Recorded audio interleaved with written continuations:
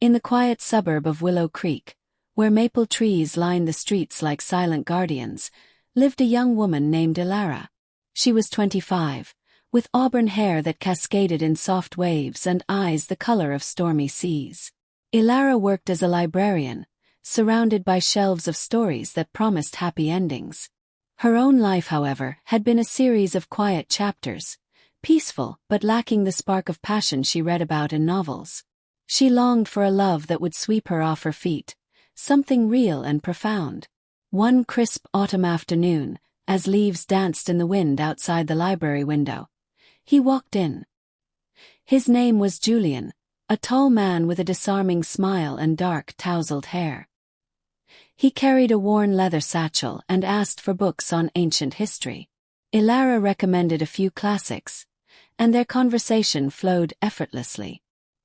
He spoke with a passion that ignited something in her, a curiosity about the world beyond her small town. By the time he left, he had her number, promising to text about a coffee date. Their first meeting was at a cozy cafe downtown. Julian arrived with a bouquet of wildflowers, claiming he picked them himself on a hike that morning. Ilara blushed, unused to such gestures.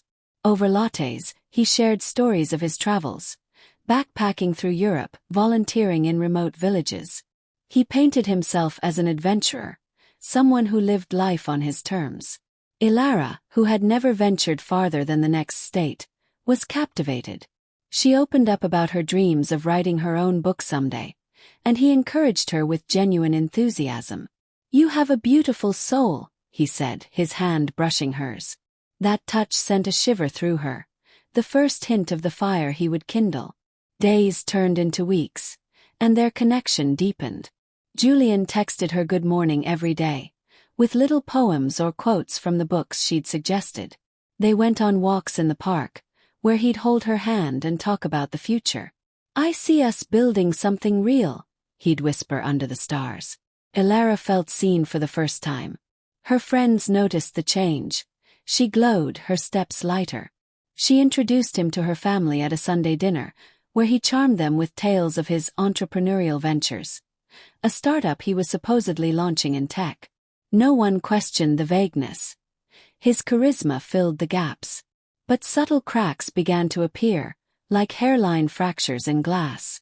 Julian was often late, blaming traffic or last-minute meetings. He'd cancel plans at the 11th hour, apologizing profusely with promises of making it up. Ilara forgave him each time, attributing it to his busy life. After all, she thought, love required patience. One evening, as they sat on her couch watching a movie, his phone buzzed incessantly. He silenced it without explanation, but Ilara caught a glimpse of a woman's name, Sarah. "Old friend," he muttered when she asked. She pushed the doubt aside. Jealousy wasn't her style. As winter approached, their relationship intensified. Julian stayed over more often, filling her apartment with his presence. He cooked elaborate dinners, surprising her with her favorite wine. In bed, he was attentive, making her feel desired in ways she'd only imagined. "You're mine," he'd say possessively, his arms wrapped around her. Ilara surrendered her heart completely, whispering, "I love you," one snowy night as they lay entangled. He echoed the words, but there was a hesitation in his voice, a shadow she chose to ignore. The first real storm hit on New Year's Eve. They had plans for a romantic getaway, but Julian called hours before, saying his investors needed him urgently. Ilara spent the night alone, watching fireworks from her window, tears mingling with the champagne she'd bought for them. He showed up the next day with gifts, a necklace and excuses. "Work is crazy right now, but it's all for us," he insisted. She believed him, clinging to the dream. Months passed, and the pattern escalated. Julian borrowed money for his business, promising repayment soon. Small amounts at first, 100 here, 200 there. Ilara dipped into her savings, convinced it was an investment in their future. He'd disappear for days, resurfacing with grand gestures, surprise picnics, weekend trips. But the absences grew longer, the explanations thinner. One night, after a heated argument about his secrecy, he stormed out, leaving her in tears. He returned hours later, apologetic, pulling her into a passionate embrace that erased the pain temporarily. Ilara's world began to shrink. She distanced herself from friends who voiced concerns. "He's using you," her best friend Mia warned. But Ilara defended him fiercely, blinded by love. She lost weight, her once vibrant eyes dulled by worry. Sleep evaded her, replaced by endless what-ifs. Yet, in quiet moments, she'd remember his laugh, the way he made her feel alive, and convince herself it was worth it. The breaking point came on a rainy spring afternoon. Ilara found a receipt in his jacket pocket, for a hotel room, dated during one of his business trips. Her heart pounded as she confronted him. Julian's face hardened. "It's not what you think," he snapped, but the lies unraveled. Sarah wasn't an old friend.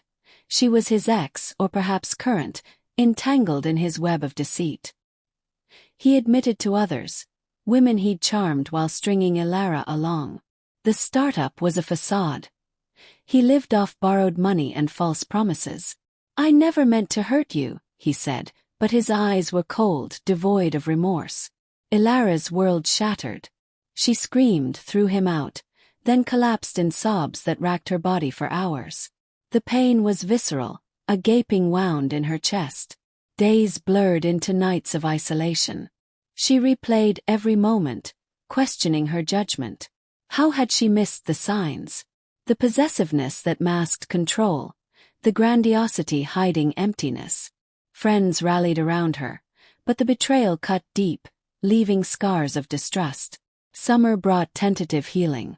Ilara sought therapy, journaling her thoughts to make sense of the chaos. She volunteered at a local shelter, finding solace in helping others. Slowly, she rebuilt, rediscovering her love for writing, penning stories of resilience. The library became her sanctuary again, books reminding her that not all tales end in heartbreak.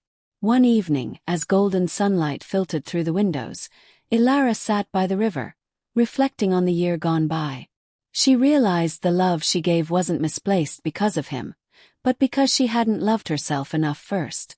Julian hadn't deserved her heart, but in giving it away so freely, she'd learned its true value. The lesson was hard one. Love should be a mutual exchange, not a desperate offering. Trust must be earned, not assumed. And in the ruins of pain, growth emerges, like a phoenix from ashes. Ilara vowed to guard her heart wiser, not walled off, but open to those who proved worthy. She smiled faintly, watching the water flow onward, carrying away the remnants of her sorrow. Life, she knew, held more chapters, and this time she'd author them with care.